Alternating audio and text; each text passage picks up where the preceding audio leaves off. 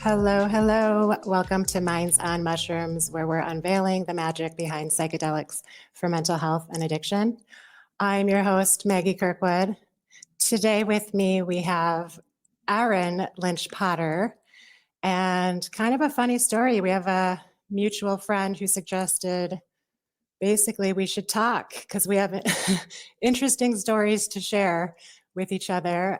Ahren, you're coming in from Southern California? No.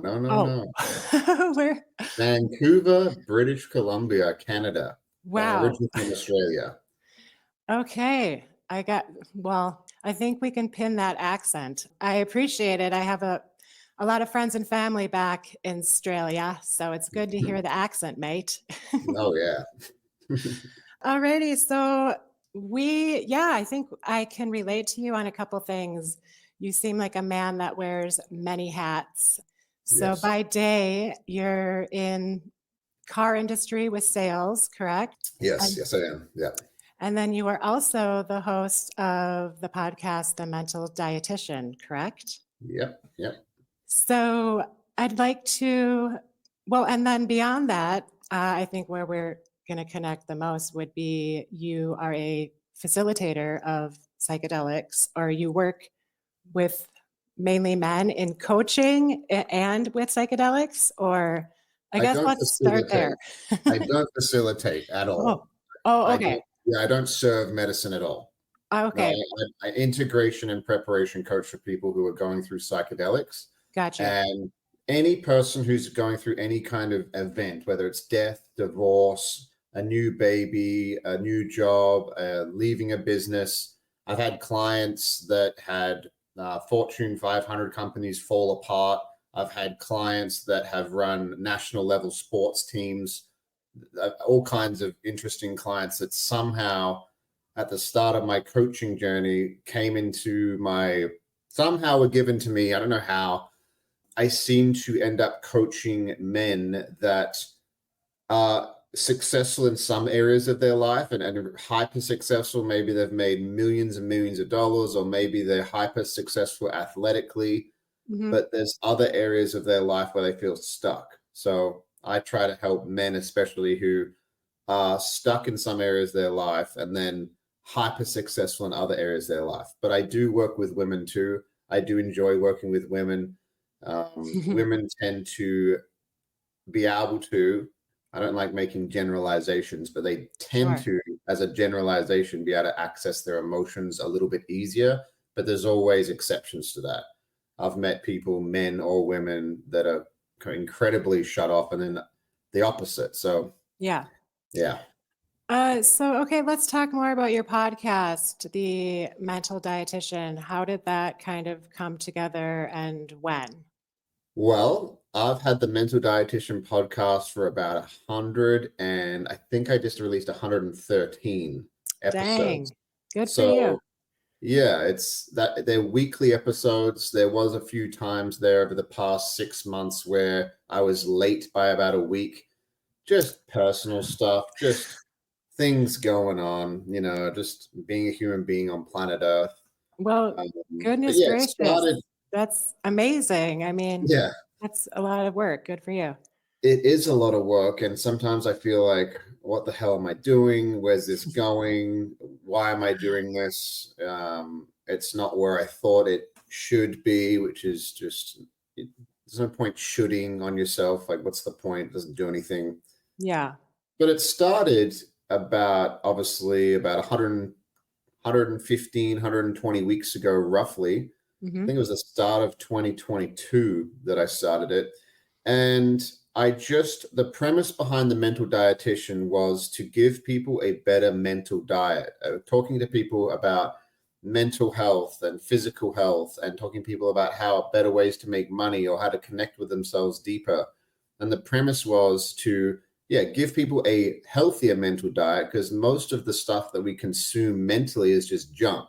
A lot of us spend too much time on social media, me included. I like Instagram Reels sometimes, and I'll just get stuck there for 15, 20 minutes. And it's a multi-billion-dollar algorithm to show me exactly what I like, down from cats to MMA news, to psychedelic stuff, to cool little animations about people's souls, all kinds of stuff. And I'm just there. Mm-hmm. So that's not the best mental diet. So that was the premise of the show, is to give people that. And I've had coaches on there. I've had world level comedians. I've had ex-UFC fighters. I've had all kinds of interesting people in the psychedelic space, all kinds of people, moms, dads, people that have tried to take their own lives and talked about it on the podcast, just really profound conversations. Mm-hmm. And it started because I always wanted to have a podcast, but I kind of put it off for like a year until my friend Gabe sent me this podcast with a guy called Kevin Palmieri. And Kevin was on a podcast talking about what he did. Mm-hmm. And I listened to this podcast and it just struck a chord in me. I was like, I got to talk to this guy. He was like, yeah, I was making a bunch of money in the corporate world like I was at the time. Mm-hmm. And it was like, it just wasn't it. I wanted something different. I wanted to like make an impact. And I was like, cool, I want to do what he just said. So I sent him a message on Instagram. He sent back a video reply. And I was like, yeah, like it was cool. And that's how he does it with everybody. So if you ever find out his name, it's just Never Quit Kid on Instagram. If you message him, he has a thing where every time he'll always send a video reply every single time, which is really encouraging. rare. Well, it's just rare. Most people don't do that, right? Yeah. So I just saw the level of like care and professionalism, and yeah, it was just really cool. So we connected from there, hopped on a phone call, talked about what it would look like, and then I recorded my first show, and that was start of 2022. Alrighty. So would you say, in terms of your coaching practice, was that something that's developed along with the podcast, or can you talk to us about how that kind of came together for you and when? Yeah, so yes and no. I think everything that we do links to everything else. Sometimes it just takes us a while to figure out what the link is. And if we link everything together one day, that's what some people call their purpose.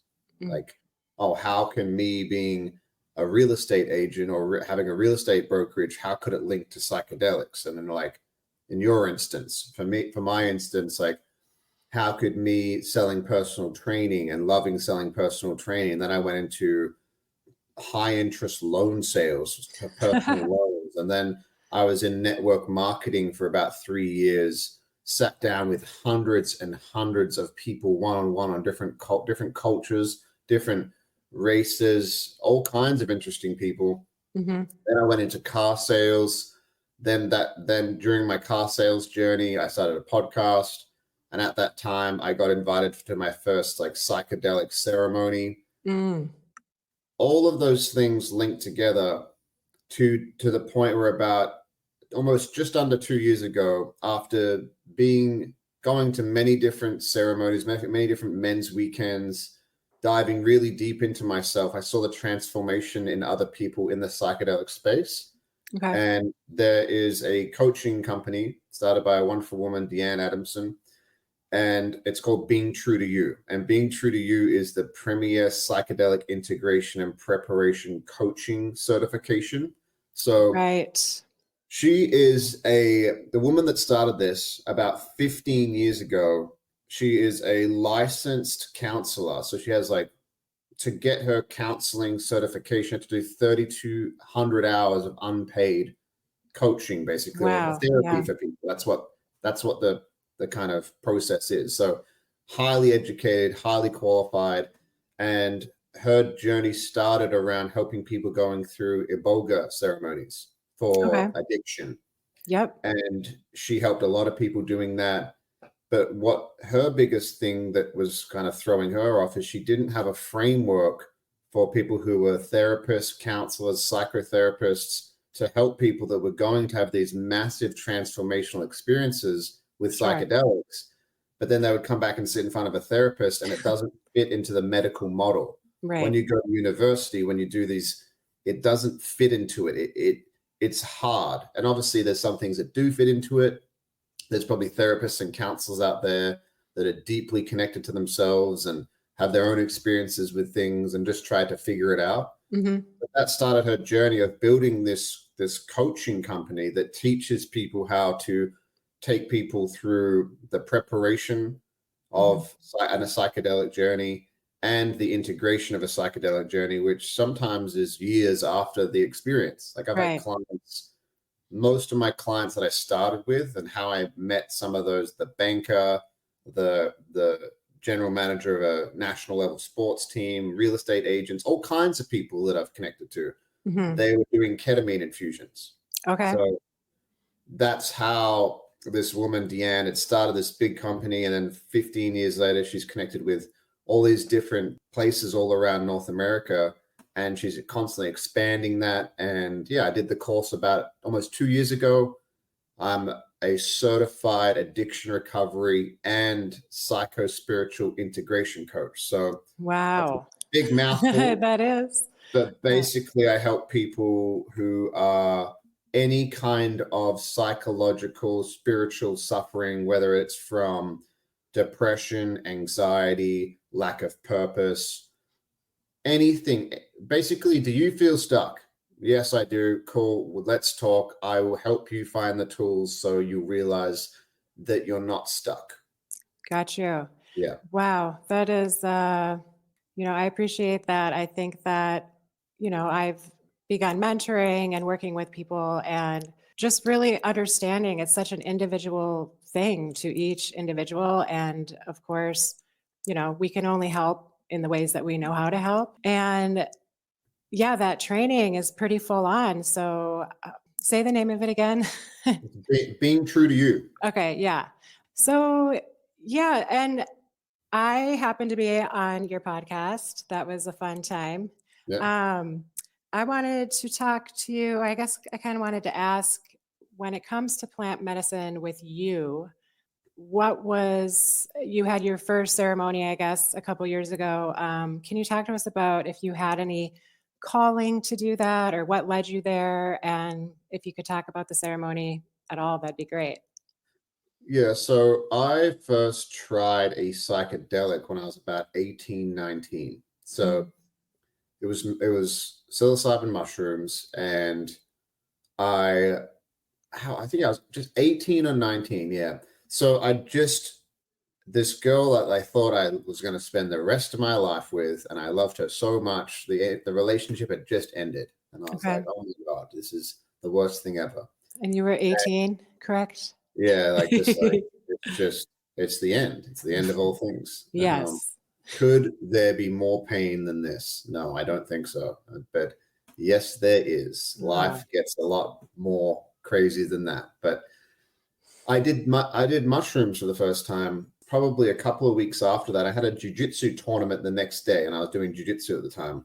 And I remember me and all my friends were sitting in a house, and I had a healing experience where I was like crying. I was lying there. I remember we were listening to Coldplay, and some of those Coldplay songs are really deeply emotional. And I was just lying there crying, and I felt lighter the next day.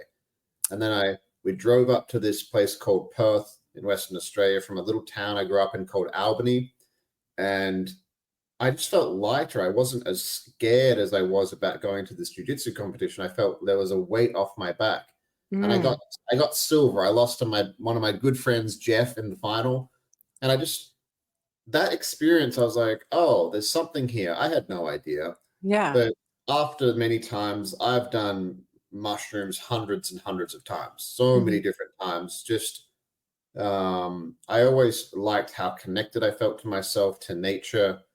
I used to do, I wouldn't call them microdoses. There was a time there where I basically abused mushrooms, probably about a year before I did my first actual ceremony. Okay. Where I was going to work in this basically vertical chicken coop, I call them. Those big high-rise offices downtown that have layers and layers and layers of cubicles and floor space. Sure. And it's just like a vertical chicken coop. So that's what it felt like. And I was drinking as much coffee as I could. I was selling loans that were basically financial heroin for people, where you have people calling you that I need to pay my rent, my dog's going to die, my ex-husband's trying to murder me, I need money. Wow. Just really dark kind of energy. And making money from that, I was in a place where I basically did what I needed to survive, right? I Yeah. was really broke. I saw that you could make like 8 to 15 grand a month doing that. And I was like, I'm going to go all in on that, because growing up, I thought money was safety. I used to say this all the time. I said, money's like oxygen. If you don't have any, it's all you think about. Right. Well, I feel It like is that's something true. that's kind of programmed in some ways into our It's heads. true in a way, yes, it Yeah. is programmed, but I legitimately, my body would respond to that. So if Oh. I didn't have any money, it would literally, I couldn't breathe properly, high amounts of anxiety. Mm. And no matter how much money I made, it felt like I was on this treadmill running as fast as I could towards this light at the end of the tunnel, but it's not getting any closer. I would just, maybe if I do more, maybe more's the answer. Oh, yeah. Yeah. So I ended up doing that for a while. I playing around with psychedelics, mostly mushrooms that entire time. I'd never really done anything else. Mm-hmm. And then it was May 2021 was the very first time that I went to a men's weekend. I got invited by my good friend Marcus, Mm-hmm. and he was like, "Man, like, I think you should come." I was like, "Cool, I'm down." Psychedelics, hanging out with a bunch of dudes talking about stuff. I'm down. Let's go. And the very first psychedelic medicine that I used in that way was LSD. Okay. And I had a profound experience where I was like, oh, I get why this changed culture. I Mm. totally get it. I totally understand why in the 60s. I get why. I think it was Richard Nixon or Ronald Reagan. I think it was Nixon, that the war on drugs. Nixon, yeah. Yeah, because here's the thing. You can control a bunch of people if they believe that they are powerless and if they are divided. You cannot control people if they start being like, hey, these structures that are all around us, these social structures, they're kind of dumb. They're kind of Right. silly. But Mm-hmm. that, if you go too far down that rabbit hole too, that's how cults start as well. You're like, maybe we can do it better. Sure. Let's all leave society and we'll figure out how to do it better. And then one person's stuff comes out, and all of a sudden you got this like crazy cult where it's wild and shit goes sideways. True But story. yeah, but I just had this profound experience where it's hard to put into words. So you were at this first ceremony, you were having LSD or Yeah. mush? Oh, okay. So It was you're, MDMA the first day and then LSD the second day. oh, gotcha. Okay. Yeah. So hard to put into words as always, but just a very profound like feeling of understanding kind of how the medicine works to help. I'm stealing your words. Okay. But yeah, it just I saw my subconscious programming and I was like, Mm. oh, and I saw other people had deep somatic releases, and I thought that I remember seeing that for the first time, and I was like, that's weird. I don't know if I could do that. And it wasn't till 2 experiences later where I actually released energy and released emotion from my body for the first time somatically. And Mm. when I did that two journeys later, because I went in May, then I Mhm. went in November, and I got invited to a smaller one in February 2022. Okay. And that was mushrooms, I remember. And I had this really bad pain in my scapula, like really bad. Nothing I could do tried acupuncture, I tried massage therapy. I would have a lacrosse ball in there, like a massage ball, constantly working it out for months. Yeah. And then I took the medicine, was lying there, and I started to communicate, and it says, you're not going to poke and prod this. Like, you need to do it differently. I was okay. And I basically released this. It was stored in my nervous system. Okay. I released it from my scapula, and the pain was gone from my scapula the next day. And there was a lot of stuff about carrying other people's stuff and trying to save everybody. And maybe if I work harder, I could save my mom and dad. Or maybe if I do this, it was a lot. And it basically felt like I wrote this down. It felt like I had a spiritual tooth pulled out of my scapula. Oh, wow. It was very interesting. It was like sore the next day, but whatever was stuck in there was gone. So let's talk about when that was happening. Were you like, was it a feeling of energy, release? At what point did you know that's gone? Was it all mental, or did you feel any No, it's physical? somatic, so it's in your body. So mind, body, spirit, right? A lot of people intellectualize their emotions. I've had so many clients that think emotions are thoughts. They are not. They get stored in your nervous system. I've learned a lot from just a plant medicine experiences. And the best way I can explain it is, imagine this is your nervous system. That's your nervous system, and it's overlaid in your body. Your soul is overlaid on top of it. Your soul communicates to you through your nervous system, because your soul can't speak to you, because that's what your mind is for. Sure. So my soul's expansion and my soul's journey is tied to releasing the knots that are stuck within my nervous system. And you have knots that are stuck in your nervous system from previous pain, where your nervous system could not handle what was happening to it at the time, whether it was war, rape, violence. That's acute trauma. And then you have more nuanced trauma, which is feeling like your parents always compared you to your brother, or feeling like that the teacher was always picking on you. It's not harsh, sharp stuff. It's kind of more nuanced and might happen over years and years and years and decades and things like that, which always causes some feeling of inadequacy. I call it not enough-itis. Okay, I love that. It's the real pandemic. It's the psychological, spiritual pandemic of the world. It's what all marketing is predicated on. Maggie, if you had this car, then you'll be enough. If you live in Costa Rica running a coaching thing on the beach and you serve ayahuasca to everybody, that's what you're looking for. And if you're not doing that, then you're not enough. And it's like, oh, fuck. So that stuff gets stored in your body. So when I was going through this experience, it's hard to explain. It might look like an exorcism to some people. Other people, it was like, it felt like there was energy bouncing off the inside of my body. And I was like, okay. And the only thing, my job was just to breathe. So every time I work with a client, they have some kind of plant medicine experience coming up. I'm like, if you ever get scared, if there's anything that's just too intense, just remember, my breath is my home. That's all you have sometimes when you're in those spaces, and your breath will show you the way. Yep. So I would breathe and I would expand, and it basically just looked like me vomiting energy, white foam. I don't mean to laugh. I'm just imagining. Yeah. Well, It was a lot. It was amazing. Every time I would have this release, it would like bounce up my throat. I understood what the chakra system meant for the first time. I was like, oh, okay. Because that's where energy seemed to get stored. Okay.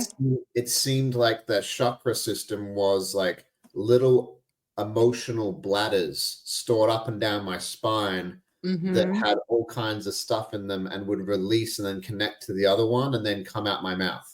Wow. Full body. That's amazing. I mean, it wasn't full body at that time because I didn't have access to the lower at all. I still had pain in my back. Okay. But it was all through, I opened up my kind of heart chakra. That's what it felt like. It connected to my throat, and it would look like tensing muscles, and it like didn't want to leave. And it's like my face would contort in different directions. I'm like, and I couldn't control it. It would make crazy sounds like strange sounds. Wow. So yeah, like if you were dead sober looking at somebody like that, you're like, that person is having an exorcism. I'm like, no, that person's getting well and releasing stuff stored in their nervous system, and it feels Yeah, amazing. But I had to see other people do that many times before I allowed myself to feel comfortable to even get myself there, sure. because it Well, gave me permission. yeah, I appreciate that as well. I think that a common theme or message is, it definitely takes some balls to be ready to take on a challenging healing journey. But again, I just love hearing about your experience. And although, yeah, it probably looks crazy as all shit, to the normal or whoever, somebody might not say, sign me up for that. But I just thank you for sharing your story because I think it helps to it's a lot of work and a lot to go through, but the end result, I mean, it's one of the most profound experiences of your lifetime, correct? Oh yeah, you just feel so much better afterwards. You're like, I Mm. didn't know I was carrying that. Right, right, right. I had no idea. And if you look at it as a physics standpoint, there's we're energy, right? That's all it is we're releasing energy. That's what it is. Mhm. You have an energetic body and you have a physical body. And your energetic body, I believe, is tied to your nervous system, and that is tied to your soul. And if you run it through like a Jungian lens, Carl Jung called your Mhm. soul, he called it a spiritual organ or a psychological organ. Mhm. So that's kind of how I see it, is this organ that if you don't look after it, if you don't spend time with it, if you don't connect to yourself, you can either consciously choose to look at your unconscious. You can be like, you know what? I don't know what's there. I just know that there's things that I feel when I'm living in this world, and there's things that happen that is a sign of it. And I can just feel it. Mm. Or it will come out in neuroses. So you'll just be living your life, and all of a sudden you'll get emotionally hijacked and you'll say things to yourself. You're like, that didn't feel like me, or that was out of character. I don't know who that was. It's like, well, that was your unconscious. That was your soul taking the steering wheel of your consciousness because you're not choosing. So choose your hard. Mm. Pick your hard. You can consciously choose to do the work, or you can Mhm. unconsciously get emotionally hijacked throughout your life, and your stuff will come out just like a pot of boiling water if you're forcing the lid to stay on. Yeah. Something interesting, some of the people, a few of the men I have been working with have told me that through microdosing, they are noticing this sense of kind of standing their ground or speaking up when they typically wouldn't. And I was discussing with one, he was explaining like it's this new sense of just not being rude or mean, but essentially speaking from his soul, this is what I stand for. I won't tolerate this and shut the F up. Or Yeah, so I want, yeah. Do you have any, does that correlate? Like, I, 100%. yeah. I call it's a principle that I teach people when I teach them how to sell correctly. So I also teach people how to sell. I've coached people around that too, but selling from a soul-centered place. Yes. I have Yes. a Yes. course called Soul-Centered Selling that present to the Being True to You community at the moment, and it's only accessible to them. Hmm. Maybe one day it'll be accessible to anybody, and I'll actually have a course where people can join it and things like that. Ooh. But right now, I'm just in very early stages of presenting it and seeing what works and what doesn't work. But Gotcha. going back to what you said, the principle is called be kind, not nice. So Okay. being kind is rooted in I care about myself and I love myself. And these boundaries that I'm going to put up with you are the best way for me to love you and to also love me. Hmm. If people, any person, and this might trigger some people that identify with being a nice person, I have never met somebody that's overly nice all the time that isn't rooted in absolute crippling fear. Oh, okay. Why? If you need to be nice all the time, Hmm. then you're not actually being a human being. Like the full range of what a human being is, because some people are assholes. And sometimes I'm not going to be nice to an asshole. Right. The reason I can talk about this is I spent most of my life being nice. So And I being hear nice you. Yeah. is I don't want to rock the boat. I don't want to make anybody uncomfortable. You can't make anybody do anything. Every person's emotions, feelings, thoughts are their own responsibility. So for you to take on the responsibility of like, well, I don't want to make people feel uncomfortable. Hmm. Yes, the caveat to this is if you're going around screaming in people's faces, then yes, you will make them uncomfortable because you're being a psychopath.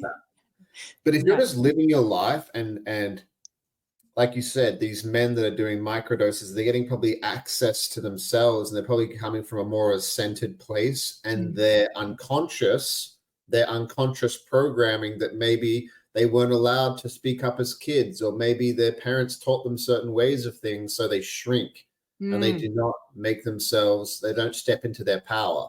And Yep. when they access these microdose states, they're like, actually, I don't want to do that. I Mm. actually don't want you to talk to me like that. And I actually don't like that. And I appreciate it if you wouldn't talk to me like that, because if you keep talking to me like that, there's going to be two things that happen. Either that I'm going to have to change the dynamic of the relationship, which I'm doing right now by saying what I'm saying, or I'm going to have to step away from this dynamic and I'm not going to participate in it anymore. Yeah. That's being kind. Hmm. Because if somebody is exhibiting unhealthy or immature behavior, then you're like, hey, that's actually not mine. There you go. Right. Not mine. I don't want to participate in it. That's being kind. Yeah. Being I kind love that. sometimes is firing somebody. Mm. Hmm. Being kind sometimes is telling somebody, hey, man, I don't like the way that you're treating people, and I'm not going to be friends with you anymore. But being nice would just be putting up with it. And if you're being nice, then you actually don't care about the other person as much as you think you do. What you care about more is not feeling uncomfortable in case that person reacted in a way that caused your nervous system to Hmm. produce an uncomfortable feeling. So to avoid the feeling of your own nervous system producing what you are avoiding within yourself, you'll just be nice. Yeah. You'll just be nice to everybody. Well, thank you for spelling that out. It's funny. We here in Minnesota, we are known as Minnesota nice or ice. As some people say, apparently we are not as warm as we pretend we are.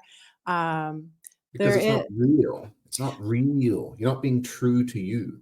I do have a buddy. He's putting together essentially a campaign to turn it to Minnesota kind. Speaking Very on cool. what you're essentially just said, Yeah. and taking that action to meet the other person, or it's more than just this facade.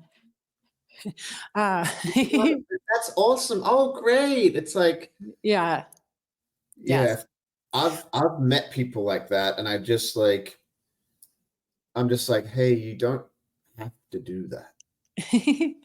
um, I wanted to, if you're down for it, I know we both have sat with Wachuma San Pedro. Would you be open to talking about your experience? Yeah, yeah. What do you want to know? Well, I thought I had heard that yours it was co-ed, or maybe partners were attending. If you're open to talk about any of that. And yeah, I just want to hear, we were talking about your somatic releases with psilocybin. Did any of that happen with you in San Pedro? I just like Yeah. to hear um, San Wachuma's. I've sat with it twice, and probably it's up there with psilocybin as my Most favorite plant medicines. So yeah, I'd like to hear Yeah. your experience. Well, it was about 2 weeks ago now. And yeah, it was 2 weeks ago to the day. And I'd never sat with that medicine before. I was excited slash nervous, just like how you always are. Every time you step into that space, you know that you are going to feel. Because that's what all these things are. Like, what is healing? Healing is feeling. You go from feeling this much to hopefully feeling this much. And the valve opens both ways. My friend Marcus says this. He's like, you can't open the valve to pleasure unless you open the valve the other way to pain. Mm. That's all this is. When people make it so complicated, it's feeling. What you are doing is you are opening your capacity to feel more. And it's not about, oh, I just want to open my heart and feel all the love and the stuff in the universe. Like, well, you also have to feel all the opposite in the universe too, because it opens both directions. Mm-hmm. So every plant medicine experience before 2 weeks ago for me, I used to have this sinking feeling that, oh, I'm waiting for the ball to drop. Oh, what's it going to be this time? Am I going to find out I was like sexually abused and I repressed the emotion? Am I going to find out that like there was some horrible thing that happened to me that I don't know about? So And I always would go you, into that space with oh that energy. wow, every ceremony before this one? Yeah. Wow. Okay. Because I, and a lot of people do this, I meet them all throughout this space. Like, they say things like this. And there's no judgment on my end. I just see it for what it is in some people. They're like, oh, I've been on my healing journey for 10 years now. Mm. I've been on my healing journey for 7 years now. I've done ayahuasca 100 times. I've done psilocybin 400 times. And I'm like, are you healed yet? Or are you just like healing? Yeah. You know what I mean? Are you just... Are you addicted to healing? I Yeah, mean, are you addicted to healing? Like, what have you found what you're looking for yet? Or maybe I'll find it next time. It's right. like, it is the snake eating its own tail. It's actually not enough itis projected onto plant medicines. Mm. You are seeking something outside Yeah. of yourself Uh-huh. to tell you something about yourself. Yeah. Projected onto the mushrooms. Maybe the mushrooms will tell me how to live my life. Maybe the ayahuasca will tell me how to live my life. So I need to keep going back so that I can be told of why I'm so lost and why I'm so stuck. Mm-hmm. It's like, do you not see that you are a snake eating its own tail? The very energy, the very seeking behind that is the problem. What if you just stopped seeking? What if what you were looking for the entire time was you? That was my journey, and I can't speak to anybody else's journey. Okay. And that was my journey until July 2023, where I sat with ayahuasca for the first time. And ayahuasca compared to Wachuma, for example, is Wachuma, my ceremony, was beautiful. And it was all about gratitude. And it was all about, hey, you're amazing. Look at everything you've done. All these of course moments where I was like, oh, of course I'm here. Of course life. Of course that happened. Of course I love that movie. Of course this happened. Of course I'm doing this. Basically a true embodied somatic experience of life happens for you, not to you. No matter what happens in your life, it all happened for you, not to you. Wachuma gives you a choice. It's like, hey, here's some stuff that you can work on, and maybe we'll gently work on it. And if you don't want to work on it today, then you don't have to. But just know it's there. And Wachuma for me is, instead of thinking about what you are feeling, you'll just feel. Like, you'll just start crying, or you'll just start laughing, or I'll just start vomiting energy. And I don't know where it's coming from. I don't even ask. I just feel it. Because a lot of people negotiate with their emotions. They're like, hey, this hard thing that I can feel my body is doing, maybe I'm shaking. If you tell me what it is first, then I'll tell you if I want to feel it or not. And the emotion's like sitting there stored in your amygdala, blasted through your nervous system. There's no language center there. That's why we can talk and other animals cannot, because we have a prefrontal cortex. Mm-hmm. And your prefrontal cortex, which is your thinking mind, is negotiating with this ancient system, which is your amygdala, which can't talk to you. It's just emotion. So you start negotiating with it. You start being like, hey, this feeling that I feel in my body that I'm avoiding, if you just tell me what it is, then I'll let you know if I want to feel it. Doesn't work like that. For me, Wachuma was a deep understanding that my body has a deep intelligence. And if I just let it do what it wants to do, it wants to heal itself. It's the mind that stops the body from healing itself. It will be like, I don't want to do that. It will start thinking and start zipping and zapping around, trying to do something else to avoid the body doing what it wants to do. Yeah. And Wachuma, you have a choice. Okay. Ayahuasca, you don't have a choice. That you made the choice by attending. You made the choice by drinking it. And it's like, I'll drag you kicking and screaming, but you don't want to do this anymore? Too bad. You're going to do it anyway. And you can either surrender, or I'm just going to make this really unpleasant. It's a very strict teacher. Beautiful teacher, but very strict. Absolutely.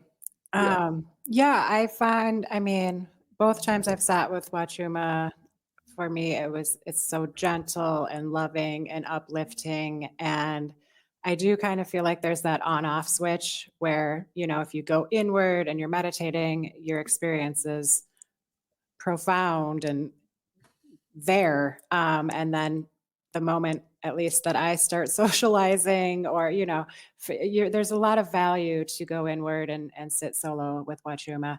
And I think with any plant medicine, but I see what you're saying. Or for me, it was kind of like just a gentle thing where you're in or out.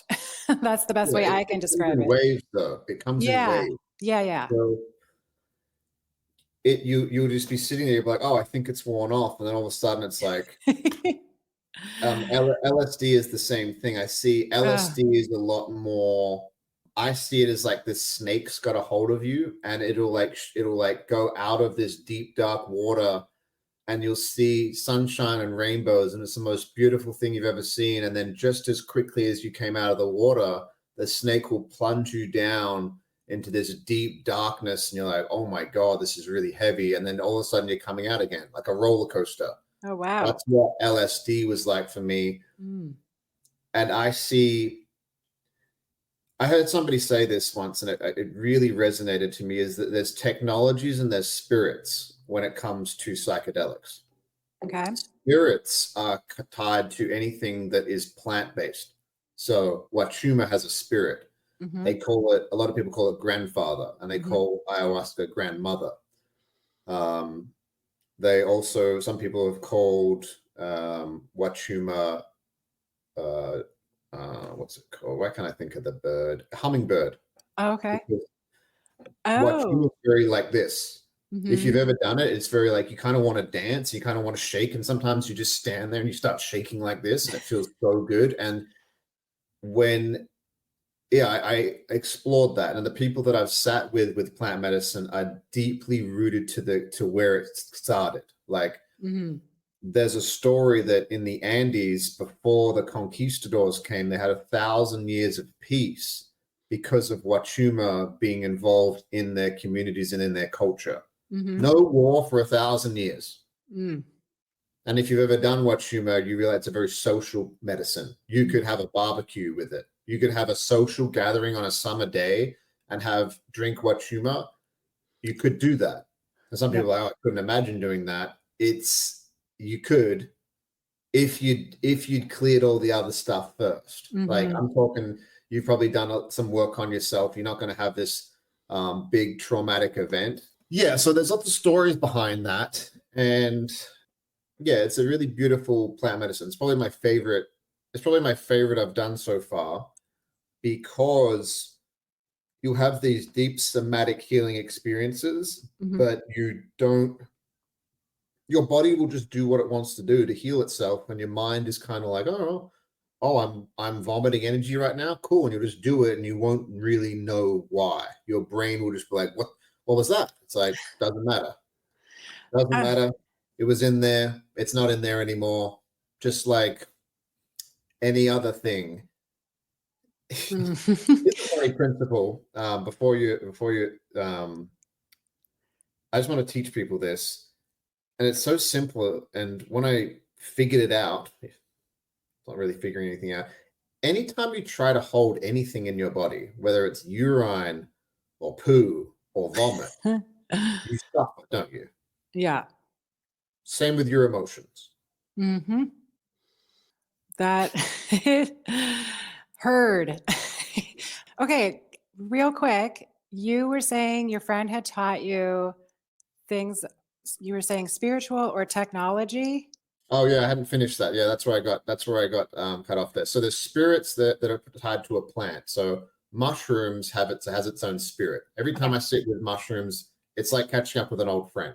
Hmm. I've spent so much time with mushrooms, but then each mushroom strain has its own different energy. Like, Hmm. for example, penis envy is more strict than something like just like a golden teacher. It's more towards, I wouldn't say it's like ayahuasca, but it has this energy of like, Absolutely. especially at high doses where you're like, Absolutely. yeah, they have their own spirit, right? They're Hmm.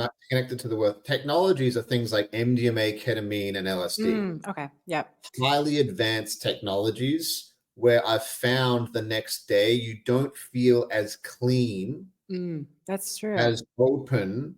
Hmm. You feel like you had a technology, like a highly advanced AI system blast through everything. You're kind of like, whoa, like, whoa, that was crazy. And you're like kind of scattered the next day. So because Gotcha. they're too far removed from nature. That's why I call them Yeah. technologies. And that's why this man I heard, he said, I call them advanced technologies versus spirit. Okay. I'm like, Yeah. I plant mean, spirits.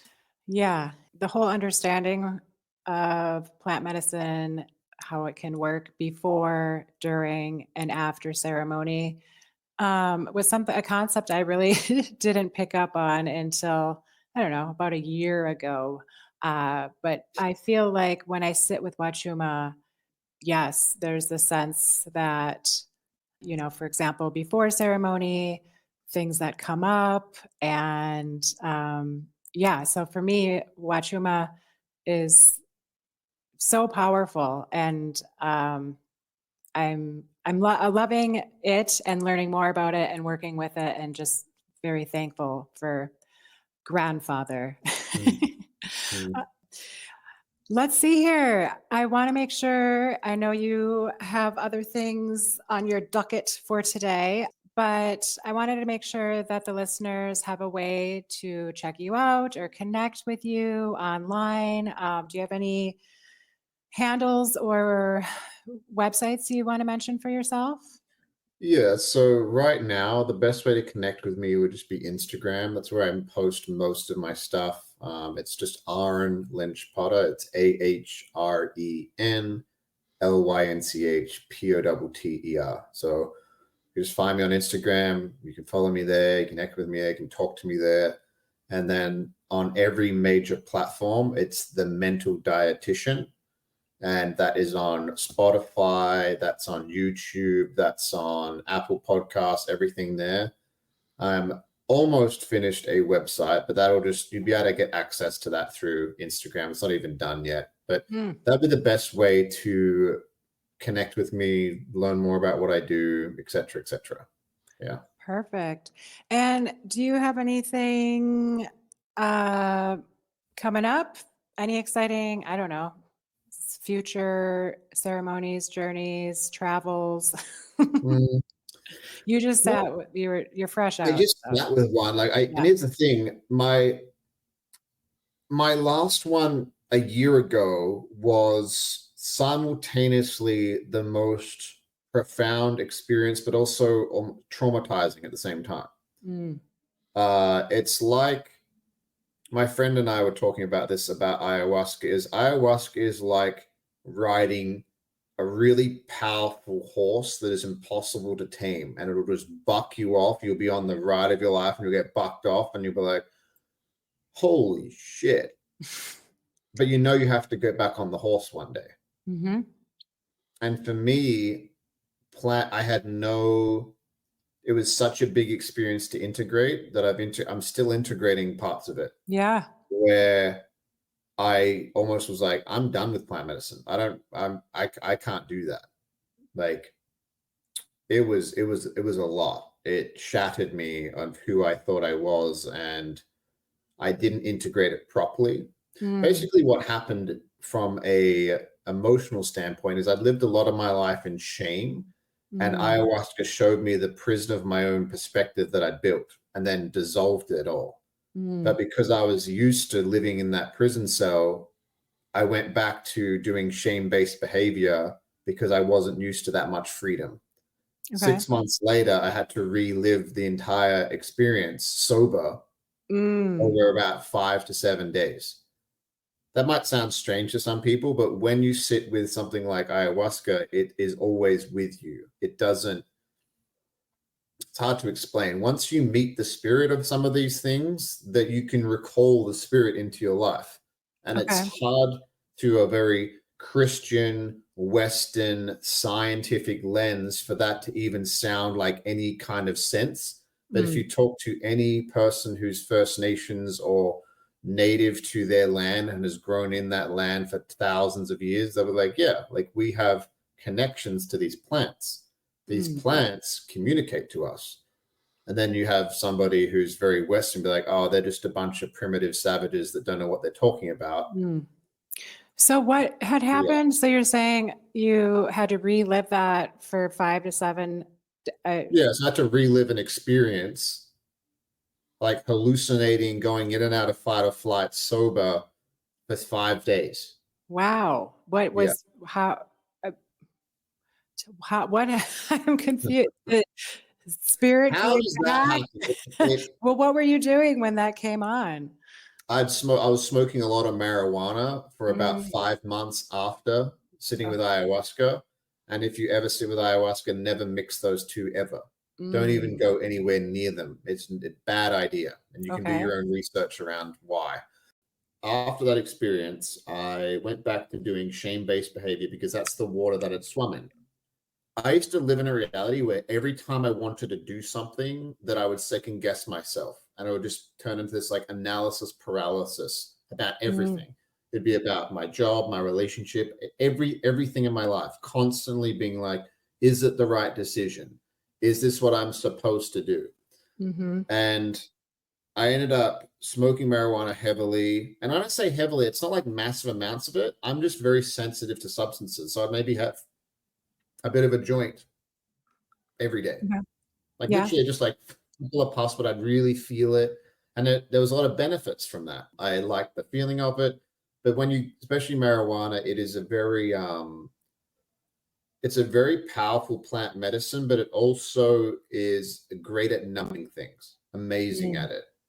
But if you use it correctly, it can be very powerful, incredibly powerful. There's some people that work in the healing space and they just use marijuana and they help people have massive experiences. So basically what happens sometimes to people when they stop smoking something, when they've been doing it a lot, cold turkeys, you can get psychosis, right? So I started basically having psychosis where I had voices in my head all day. I imagine what it'd be like being like schizophrenic. It was not fun at all. Wow. Really not fun. And the voice, I basically had to spend time with the emotion of shame and see how it showed up in my body. It showed up in so many different ways. Me holding my stomach all the time because I didn't want to look fat. It shows up in your sexuality and how you express yourself in that area. It shows every place that what I wanted to do with my life, what direction I wanted to go, how much money I wanted to make, all of that. It was like a governor. it's like I had a garden, but I wasn't looking at what plants were in the garden, and shame was a vine that had covered everything. Wow. And ayahuasca showed me that there was a giant vine in there when I would just kept on looking at the walls through the vines. And then I just let the vines grow back for over 6 months, and then I had to look at them again. And Okay, I see. I basically relived the experience that ayahuasca showed me over 5 days, but Okay. much slower this time. Instead of being over 4 hours, it was over 5 days. Wow. Yeah. Oh, well, thank you for sharing that. Yeah, I guess lesson learned there is, well, integration. I Integrate. mean, yeah, yeah. I was an integration coach. Wow. I So, was a integration coach, and it just goes to show it's not about what you know, it's about what you do. yes, I hear so many people in this space constantly saying, I know nothing, as they keep entering more ceremonies and doing more trainings. I think it's the plant medicine that sets you straight sometimes.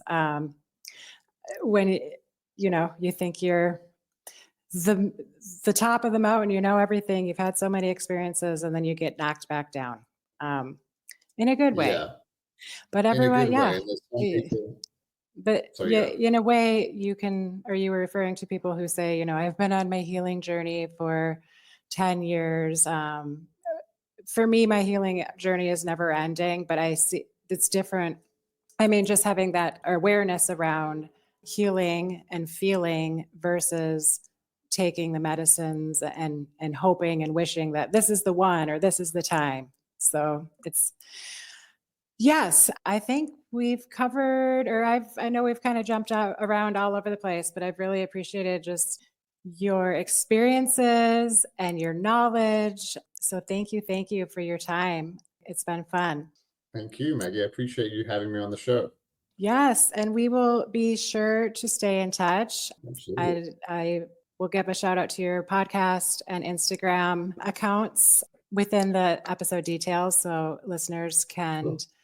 find you there. And I'd love to have you back. So let's please keep in touch. Thank you so much. I hope you have a lovely weekend. Happy Friday today. You too. Thank you. Okay, thank you. Thank you for joining the journey. You can tune in to Minds on Mushrooms on YouTube, Spotify, or Apple Podcasts.